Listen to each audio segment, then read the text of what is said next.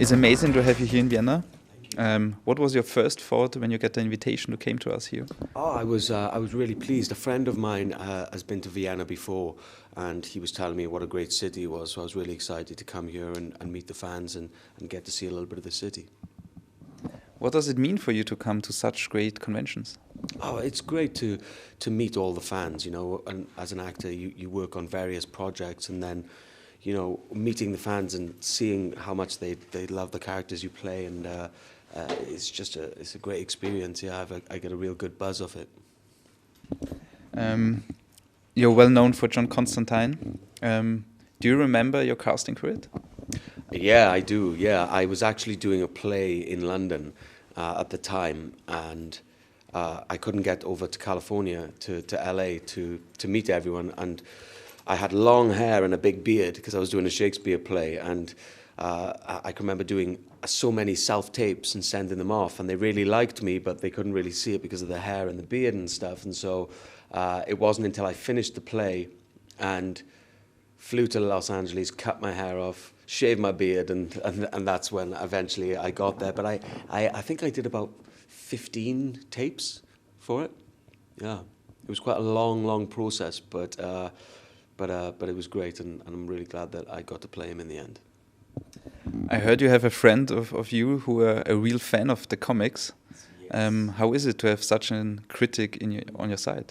It was great, man. To have a real fan kind of give me an insight into the character, you know, before I even had did the audition was a real kind of was a real blessing, really, and it gave me a real head start. And what was funny is when the TV show was on, you know, he would call me and talk to me about certain elements and certain bits, and kind of I kind of like used to measure everything against him then, you know, because I knew that he was a hardcore Hellblazer fan. So it was good to kind of have someone like that on my side.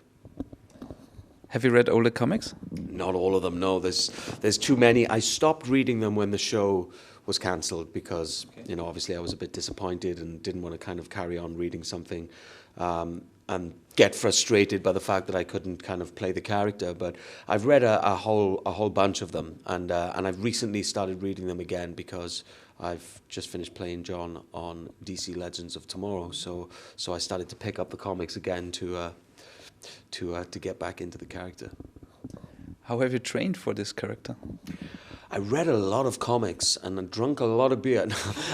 When I was, I actually trained for a little bit, got a personal trainer for a little while, and actually most of my work in this character and preparation was reading the comic book. So it's kind of great when you know, you wake up in the morning and your job for the day is to read as many comic books as possible.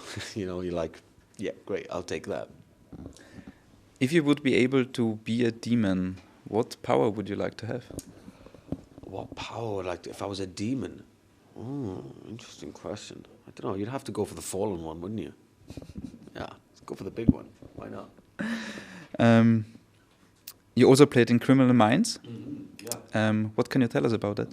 Yeah, it was a really interesting kind of drama that I wanted to work on when I first went to America, and it was great working with Forrest Whitaker and Beau Garrett, who's now on the TV show The Good Doctor, and Michael Kelly, who obviously everyone knows from House of Cards and almost everything else. He's in everything, and it was a great cast. And I think that originally the show was going to be more about international crime and about drug smuggling and child trafficking and international corruption and all these things, and then we ended up kind of falling into doing more domestic murders, and I think that's why kind of the show didn't go beyond 13 episodes. But it was quite a dark show, and but it was really fun to do. It was my first big job in America, so, you know, running around. I'm a Welsh boy, so running around, you know, with a gun and a vest on, shouting FBI freeze. It's kind of funny, you know. It was great. You played in some movies now, in some series. Is there any film or a point where you say this was my big point in my life till now? I don't know really. I think I tend to kind of just try and look forward a lot, you know, or kind of be in the moment in my work and in life. So I kind of you know, I look back and a lot of the theatre work I've done, and I think Constantine was a turning point in my career. It was, you know, the lead on a television show, so that was probably a big turning point. But I tend to just, you know, push through and look forward to the next job, you know, and yeah, it's that's what I kind of stick to. You also played on the stage. What's the big difference in your view on playing on stage or on television? Well, I love both mediums, and it's great to be able to go between the both mediums. Once you've been doing stage for a while and you get on a TV or a movie set and you've got a camera in your face, you're like, hey, what's going on, you know? And the same as if you've been doing camera work and you jump on the stage, suddenly you've got 1,200 people to play to. So there's differences in technique that you have to adjust to, and but I love that challenge of going from different mediums, and you know, even motion capture as well. That's a different technique as well, slightly. I mean, it's acting is acting. It all comes from the same place, but there are different technical aspects that you have to take into consideration. But I kind of love those challenges.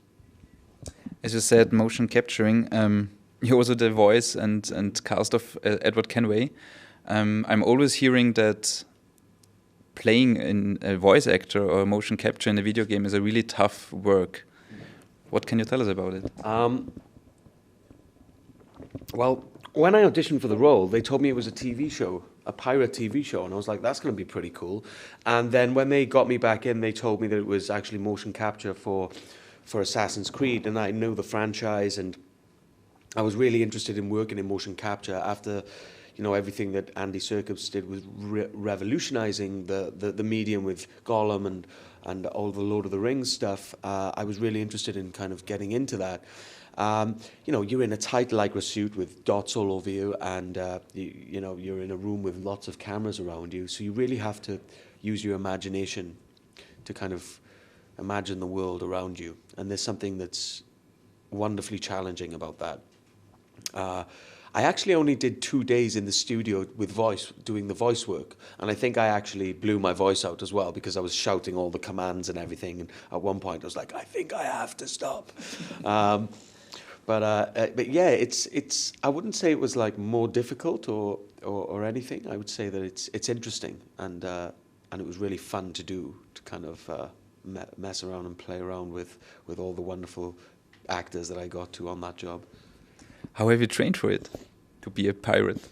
I read the script and watched some pirate movies, and you know, I tend to read quite a lot anyway. So you know, I just like, you know, trawled the internet and looked for whatever I could. And you know, what was great about that game and all the Assassin's Creed franchises, they are based on historical fact.